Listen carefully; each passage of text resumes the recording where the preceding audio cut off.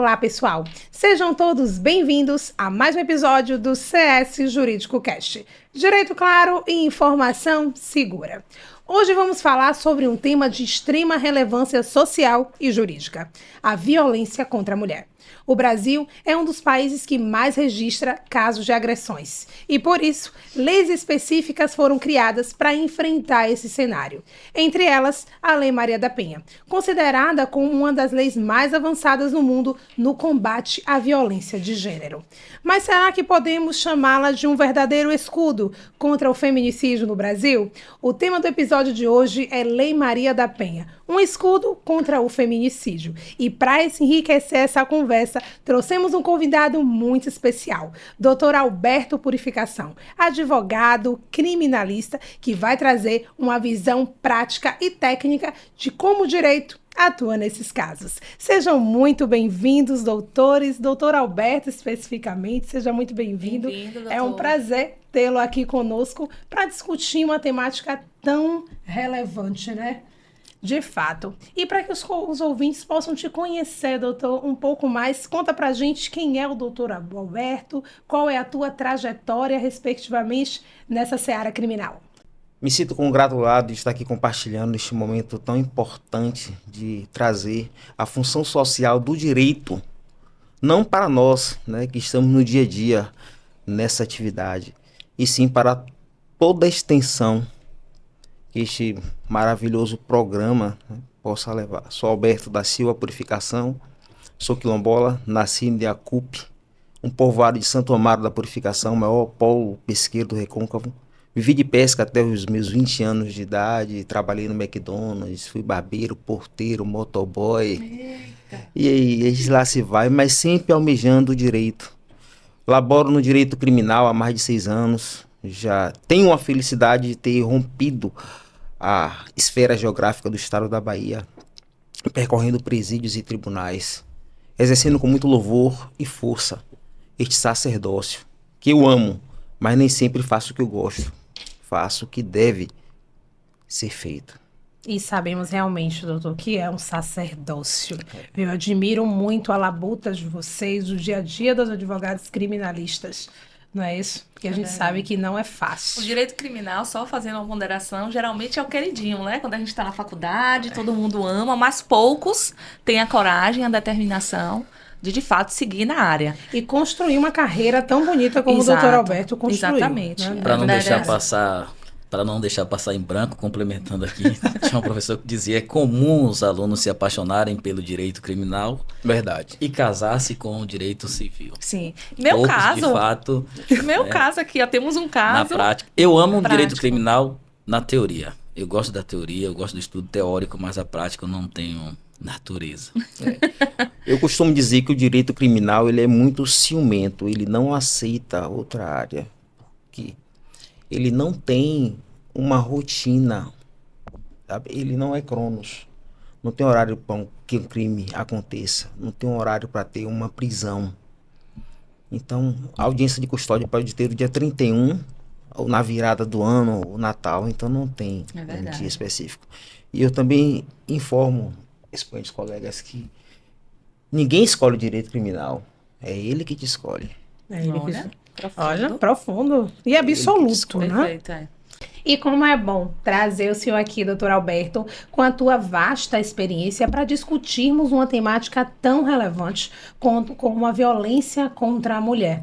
Antes mesmo de discutirmos a lei propriamente dito, sabemos que existe todo um marco histórico, não é isso, que desenvolveu a questão da condenação do Brasil, né, isso pela Comissão Interamericana da OEA, e isso gerou e impactou, né? Infelizmente trouxe uma realidade escancarada de que, de fato, o Brasil ele precisava ter uma atuação muito mais severa nesses casos. Conta pra gente como é que funcionou esse marco histórico, principalmente no que concerne à Lei Maria da Penha.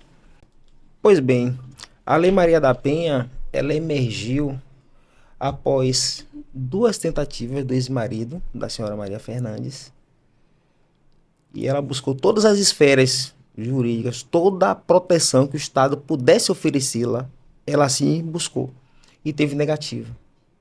Não conformada e com o espírito que eu acredito que todo profissional deveria ter do direito, buscou a esfera internacional. Quando o direito internacional, através do OEA, condenou o Brasil por omissão, ou seja, aí lembramos da teoria de Zaffaroni, o Brasil foi coautor das agressões, da tentativa de femicídio, de homicídio, que a senhora Maria da Penha, a qual é valorizada através do nome da lei, escrito em si, Claro. sofreu.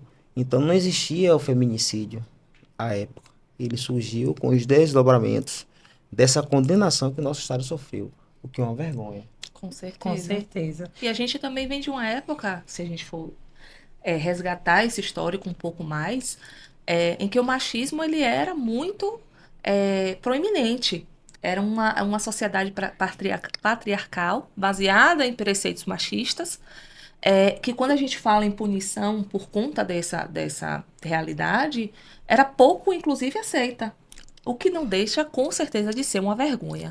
Ela ter tido essa necessidade de acionar internacionalmente para que a instituição compelisse o Brasil a redigir uma lei para resguardar os direitos da mulher, né? A ter um posicionamento firme, doutora. Exato. Porque sabemos que em face, né, de tamanha violência não é somente física, não é, doutor? Existe a violência física, a moral, a psíquica, a patrimonial e agora também a gente pode discutir a questão da digital, Sim. né, que está vendo também nessa nova era da tecnologia. Claro que nós sabemos que a Lei Maria da Penha, propriamente dita, ela trouxe vários avanços. Ela veio com a tipificação de condutas de violência dentre esses segmentos, como eu mencionei aqui, acabou fortificando também, de certa forma, não é, a questão da atuação do Poder Judiciário, como bem a doutora Camila pontuou, né, a mão muito mais severa do Estado, propriamente dito, fortaleceu automaticamente a atuação do Ministério Público, como também dos advogados, respectivamente, certo? Entretanto, essa lei ainda ela tem algumas dificuldades para gerar eficácia, não é? Isso porque, em muitos casos, não sei se o doutor vai concordar comigo, mas a fiscalização ocorre de forma precária. Muitas vezes a subnotificação ainda não é tão direcionada, isso muitas vezes por conta do medo, por conta de, como eu posso dizer, no sentido de não confiar no sistema propriamente dito, a mulher, certo? Nesse momento. Então, na tua perspectiva, na tua labuta como advogado criminalista, como essa lei Maria da Penha, ela vem alcançando os casos práticos? Quando se pensa na Lei Maria da Penha, temos que pensar em na verdade, são 3 artigos básicos. O 7º, o 22 e o 9º. O 7º está tipificando todo tipo de lesão ou possíveis lesão. Porque as leis, imaginamos a lei como uma nuvem. A nuvem de dados Sim. da internet que não vemos. No momento em que há uma violência física, né, teve a lesão física Sim, no claro. corpo da mulher. A emocional, a financeira, a cibernética, que é digital, automaticamente aquele fato vai atrair a norma. Certo? Ali estão o artigo 7 para suas condenações. Claro. O 22 vem a questão da medida protetiva de urgência, que é onde está a fragilidade e vamos desdobrar Sim. à frente. E em contrapartida tem o 9º, que são os reflexos da Lei Maria da Penha, quer dizer, uma lei na esfera criminal do direito, com reflexo na área trabalhista e previdenciária, onde nessa seara o expoente Dr. Nelson vai conseguir delimitar e delinear de forma melhor que eu.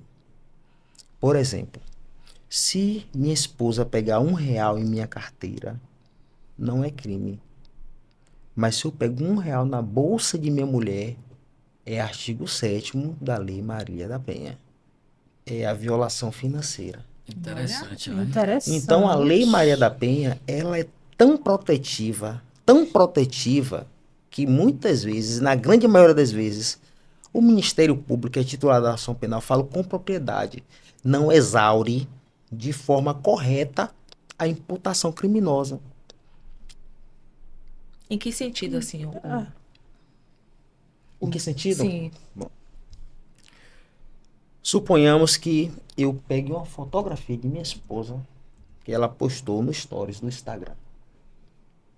e eu simplesmente digo assim, me respeite. Normal, né? Ela postou uma foto de biquíni, uma foto com alguém, e eu botei lá, me respeite. Mas eu não mandei pra ela no direct, pra ficar uma conversa entre ela. Eu mandei lá no feed, pra que todo mundo visse. Lesão. Mas se pegarmos isso para transformar em um ato, um fato jurídico, uma violação legal, para gerar uma medida protetiva, é muito complicado trazer isso para a realidade fática devido às ferramentas que a inteligência artificial tem. Como é que a mulher vai comprovar isso? Como é que ela vai comprovar que realmente foi eu que escrevi? Como é que vai se dar esse procedimento? Sim. Isso realmente é passível de colocar uma tornozeleira em alguém? Pois na contemporaneidade, a lesão da violência doméstica é automática. Tornozeleira e as medidas protetivas, né? Distanciamento, suspensão da visita dos filhos, comunicação não só com a vítima, mas também com todo o seu ciclo de relacionamento afetivo, que não envolve só o parente, Exato. envolve amigos. Então, no contexto em si, quando você pega uma denúncia, você não consegue encontrar esses elementos de forma mais Contundente. contundente. Eu sei. O que é bom para o advogado de defesa. O que também Depende do lado em que Do você lado que esteja. se você está defendendo o possível agressor, É legal. verdade. Mas também se você tiver como assistente de acusação, também é ruim. Porque o assistente de acusação ele é muito limitado no exercício do seu sacerdócio na esfera criminal. Embora a lei diga que há equiparação entre promotor, juízes e advogados, Não é isso o que só é Só na teoria. só na teoria. É verdade. E Na é prática, incrível não. como a lei representa um avanço, de fato, isso é inegável, mas, em contrapartida, os números de violência, eles crescem cada vez mais, uma velocidade assustadora.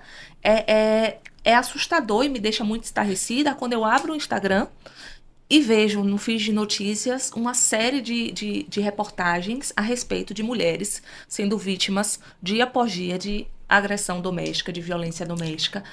Então, como é que isso poderia ser explicado? Por que que isso acontece? Tendo em vista que é uma lei tão completa, tão bonita na sua teoria, mas que vai contra os números, vai de contra os números. Então, tem alguma coisa que realmente não está É a questão da eficácia, né, doutora? Propriamente não está dita. sendo eficaz, né? Assim, no primeiro momento, se a gente fizer essa análise. Eu compreendo o que a nobre colega está dizendo. É uma questão de estruturação. Vamos para um exemplo, a Ronda Maria da Penha. A Ronda Maria da Penha é algo interessantíssimo, é um braço do Estado forte e presente. Ou seja, o possível agressor está com o monitoramento eletrônico, a vítima com o botão do pânico. Sentiu, aperta, a Ronda Maria da Penha vem. Qual é a deficiência? A questão geográfica. Quanto tempo essa ronda leva para Para chegar? chegar. Quantas vítimas têm acesso a essa instrumentalidade? Ainda tem esse Perfeito. viés, doutor. Então, a lei Maria da Penha, bem como a ronda, ela não tem um efeito preventivo. Lembramos de Max Weber, ele disse que a lei só existe se o indivíduo der sentido a ela. Eu acredito que a lei Maria da Penha, ela teria que ser uma matéria de escola.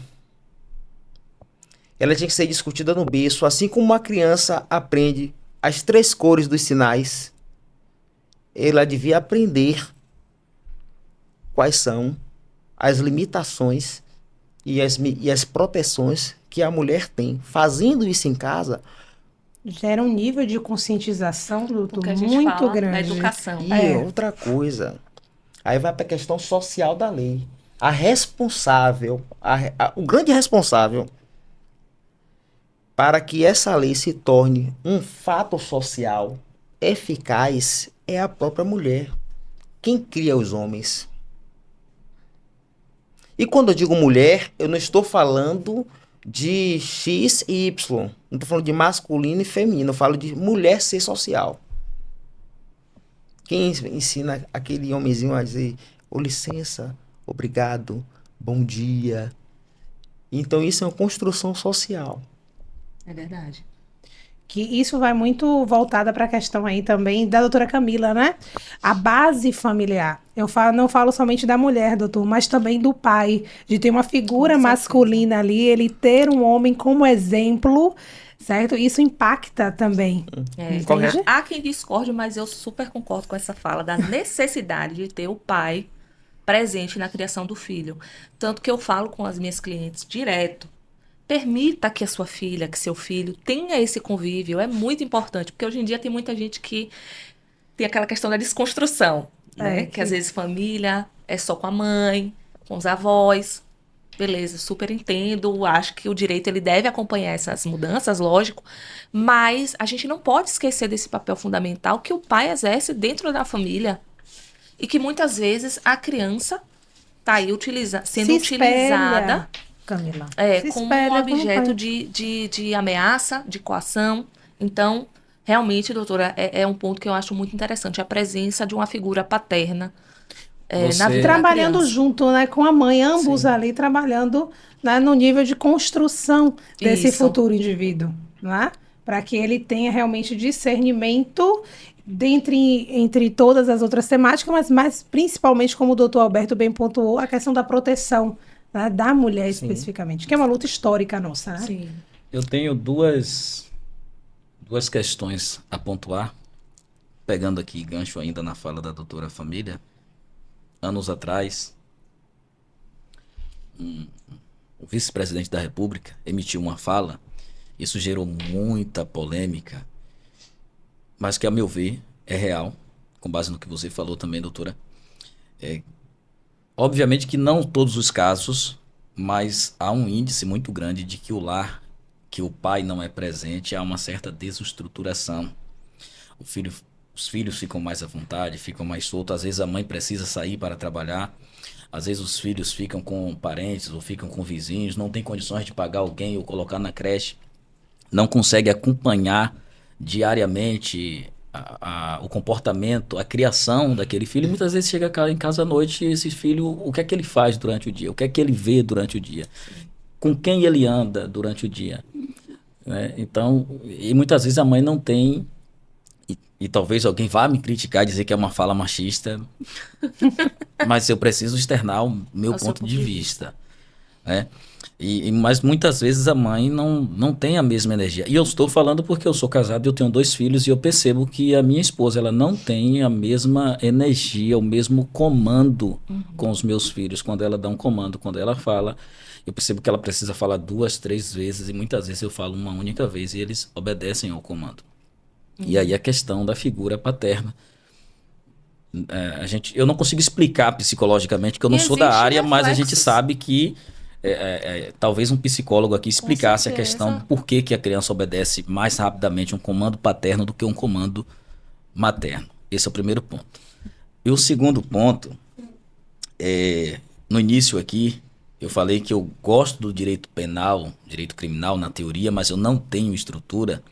E o doutor Alberto, como um exímio criminalista, atuante, experiente em diversos casos, temos um caso recente que para mim foi estarrecedor, impugnante. Eu não conseguiria fazer a defesa daquele indivíduo que assassinou a sua esposa em Lauro de Freitas a golpes de marretadas.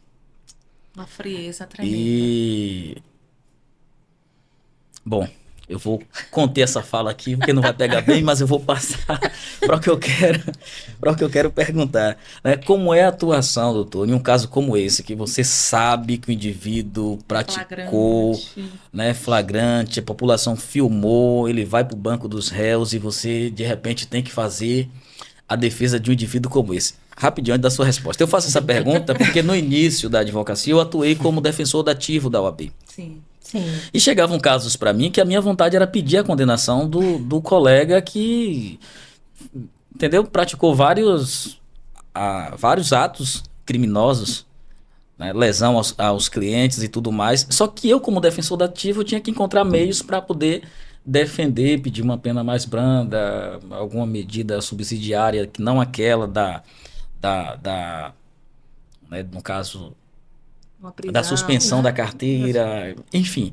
Né, tinha que encontrar meios ali, argumentos jurídicos para poder defender, que é o caso que o criminalista vai fazer, independentemente do indivíduo ser culpado, ter Como é que o, né? faz, né? Essa distinção? E aí a questão da natureza, aí eu gostaria que Aí você... volta a questão do sacerdócio, né, doutor? Permita-me. É, olha, eu costumo ver, né, os gurus da internet dizendo: meu cliente não comete crime. Eu costumo dizer que até eu cometo crimes. No momento que eu ultrapasso o sinal, eu cometo um crime. No momento que está ali dizendo 80 quilômetros por hora, Então eu cometi um crime hoje. então eu ultrapassei, eu cometi um Para chegar no Reconfessa, horário, reconfessa. sou reconfesso. Então, o que acontece? Eu realmente sou uma pessoa extremamente frio. Eu tenho uma estabilidade emocional que o Senhor me presenteou, eu costumo dizer isso. Eu não consigo sentir nada. Eu defenderia, doutor Nelson, com tranquilidade. Mas o que é defender alguém que tem sobre si uma imputação de um crime hediondo como esse? Que vai romper a esfera do feminicídio, porque vai entrar mais algumas agravantes, requinte de crueldade, impossibilidade de defesa da vítima. Então ele não vai ficar naquela seara de 12 a 30. Esses 12 a 30 aí, ele vai crescendo, É o mínimo, né? vai analisar a questão se ele já teve condenação ou não, para na hora da dosimetria da pena. Enfim, o criminalista nem sempre trabalha com a busca da absolvição. Existem situações que trabalhamos apenas para que a lei se cumpra na medida adequada, contendo o ius puniendi, o direito de punir do Estado, numa trincheira, dizer: olha, Estado, ele está sendo acusado, tudo bem, mas ele tem que ser processado desta forma. O devido processo legal diz isso, o princípio da homogeneidade, da proporcionalidade diz aquilo. A presunção de inocência diz isso. Então é necessário que o Estado puna, pode punir Estado, mas o senhor Estado tem que punir como rege a lei, sem arbitrariedades. Seguir a sistematização, né, doutor? O Correto. procedimento. O advogado propriamente criminalista é dito. como se fosse cirurgião. Chegou na mesa para fazer um transplante de coração. É uma vida. Não importa se é um preso, se é um pastor, se é algum líder de religião de matrizes africanas, não importa. O médico vai fazer a cirurgia. Não importa, eu vou fazer a defesa. Pode ter sido acusado de matar, cortar e comer um bebê. Eu vou fazer a defesa. Eu nasci para isso. E vou fazê-la com louvor e força. É Olha que bonito de interessante. ver, doutor, o teu propósito. Sabe? O teu propósito profissional e o teu propósito de vida. Quando você diz, no seguinte sentido, eu vou fazer a defesa. Certo? Eu não vou, muitas vezes, porque, claro, a gente sabe que naquela contextualização a vida, né, principalmente na seara criminal, foi arruinada, né, mas existe ali do outro lado uma outra vida. Entende? Eu E cost- poucos têm essa sensibilidade. Costumo dizer que crime contra a vida é o único delito que qualquer um pode cometer. Agora existem os fatos, os casos, as motivações, o perfil de quem morreu, o perfil de quem matou.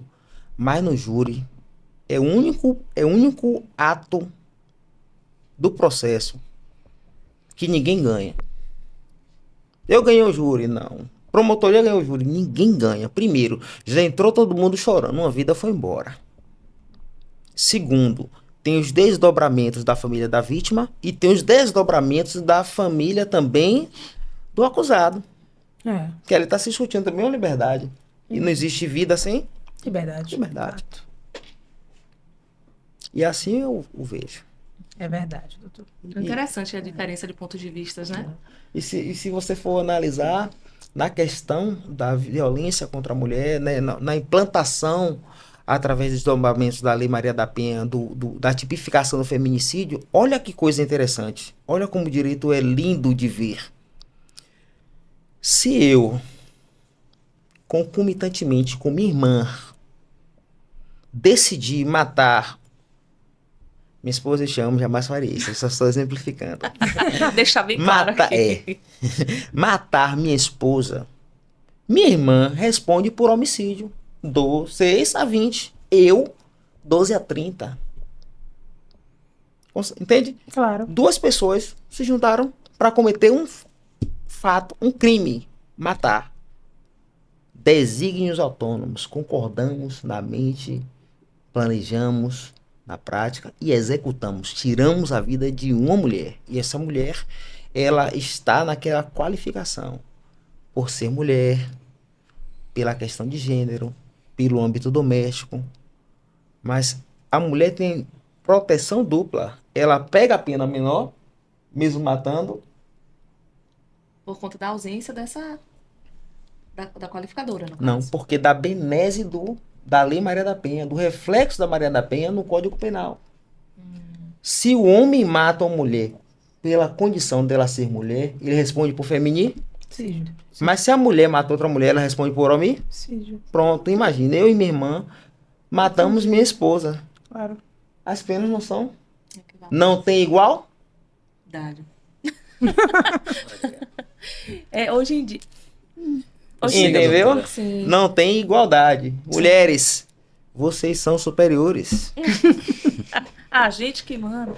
Eu queria chamar a atenção aqui, inclusive, para os empresários, porque sabemos que há uma previsão legal, artigo 9º, parágrafo 2º, incisos 1 e 2, que prevê a possibilidade de afastamento da mulher do ambiente de trabalho, inclusive de receber benefício previdenciário a depender da situação de adoecimento, envolvendo questões psicológicas em razão aí da violência doméstica.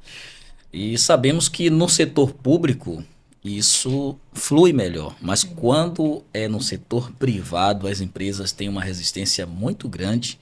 E aqui já vai um aviso, aproveitar e deixar aqui um aviso para você, mulher, que é vítima de violência doméstica, que deve procurar fazer o registro da ocorrência, buscar as medidas protetivas e, a depender do seu estado mental, da sua condição psíquica, você pode sim requerer o afastamento do ambiente de trabalho e ainda buscar auxílio previdenciário durante esse período que você se encontra incapacitada de exercer o seu labor.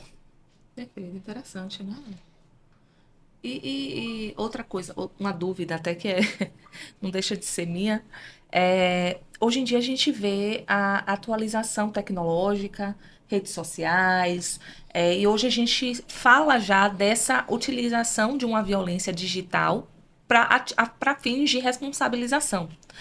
Como é que o direito criminal ele vem entendendo esse direito digital nessa seara de punição, de responsabilização? É interessante esse seu questionamento, né? O direito, a norma, a lei, ela nasce, primeiro fato, depois a lei. O direito de cibernético, a medida protetiva, ela é mais sensível de ser comprovada. Porque existem várias formas de agredir uma mulher sem ser direto. Uhum. Pela rede social. E até nível de perseguição, né, doutor? Tem. Pronto. Eu pego um aplicativo, baixo no celular da minha esposa e ela está sendo monitorada sem saber. Violência doméstica. Deu um exemplo simples. Clonar o WhatsApp dela. Violência doméstica. Tem tipo penal específico para a conduta. Tem. Porque o que acontece? O mundo é digital. Ponto. A tecnologia, ela faz parte do cotidiano. O celular é a extensão do braço do ser humano hoje. A vida da pessoa está aqui. É uma nova era, né, doutor? Estamos É uma vivenciando. nova era. Então, aqui também está o meu ambiente doméstico. Nós temos que pensar que o mundo digital é o nosso ambiente digital. Sim. Aqui está a foto com meus filhos, com meu pai. Aqui estão acesso e documentação de constituintes. Então, quando diz a violência contra a mulher na esfera digital, é um ambiente doméstico. Porque o digital está em nós e nós estamos nele. Perfeito. Independente de muitas vezes na rede social ser uma vida fictícia, mas nós estamos ali. Se nós não estivermos ali com a nossa vida real, nós temos um sonho, nós temos uma predestinação, nós temos um alvo, nós temos uma válvula de escape. Então tudo está aqui. Sua vida financeira está no celular. Então, crime digital contra a mulher é a mesma coisa do ambiente doméstico.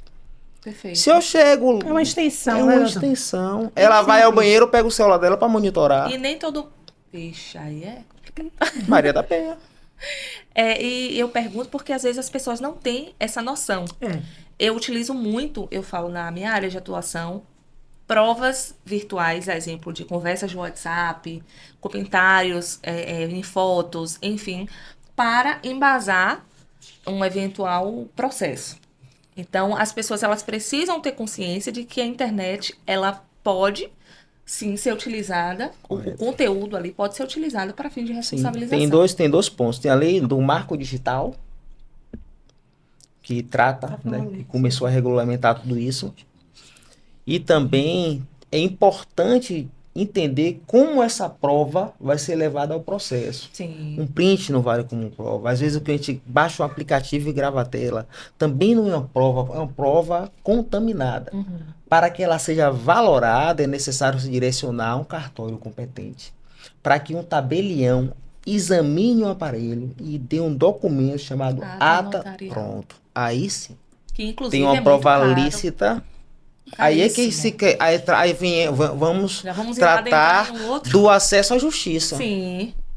A violência doméstica, apesar da lei ser tão dura e severa, ela não verbera na esfera social de forma que a sociedade venha percebê-la no seu dia a dia pela questão do acesso à justiça. A mulher, além dela ser vítima da agressão, independente do perfil física, psicológica, financeiro no mundo digital, ela ainda é oprimida quando ela busca o Estado. É verdade. Quem atende essa mulher?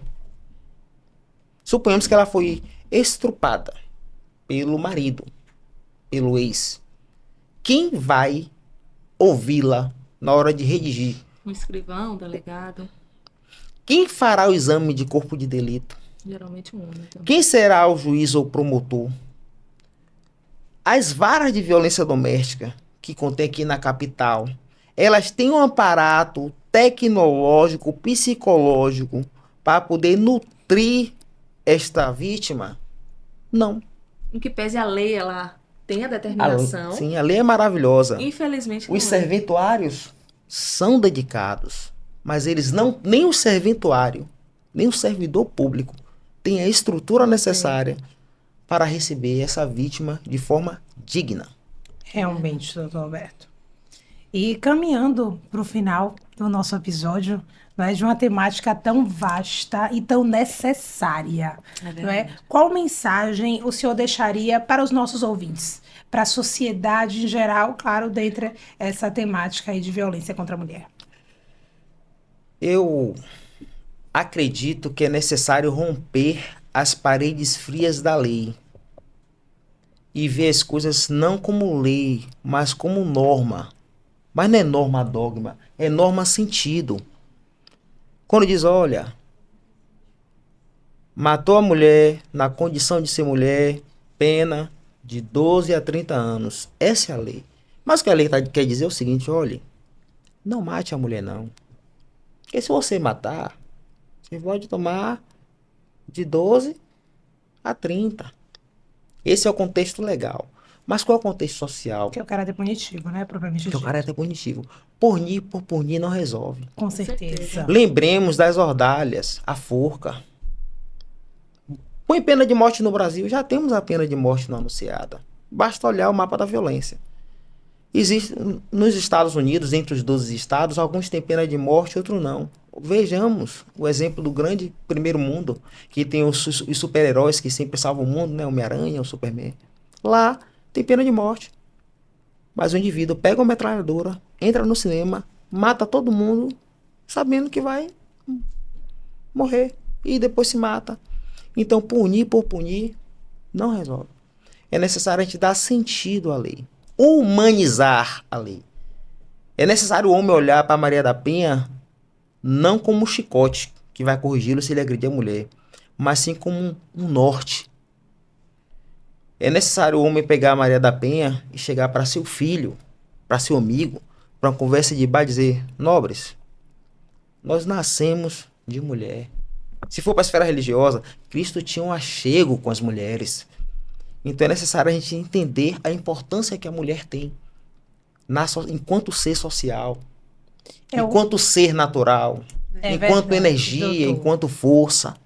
É uma responsabilidade de todos nós, né, da Isso. sociedade, doutor. Quando Realmente, aprendermos a olhar a lei como um norte, como instrumento de orientação e não punitivo, as audiências de custódia que todo dia tem de 5 a 11 vão diminuir.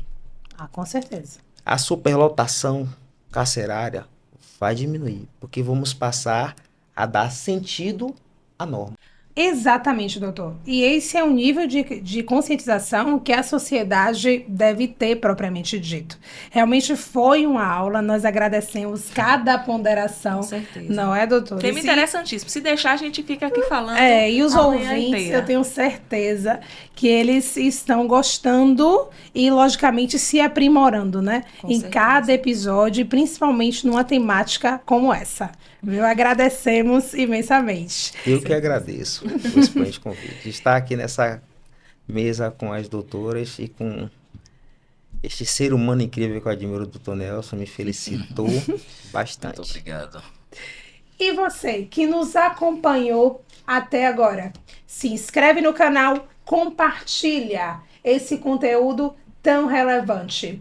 Comenta, curte, porque aqui no CS Jurídico Cast temos o lema: onde o direito é ponte, não há barreira. Até o próximo episódio.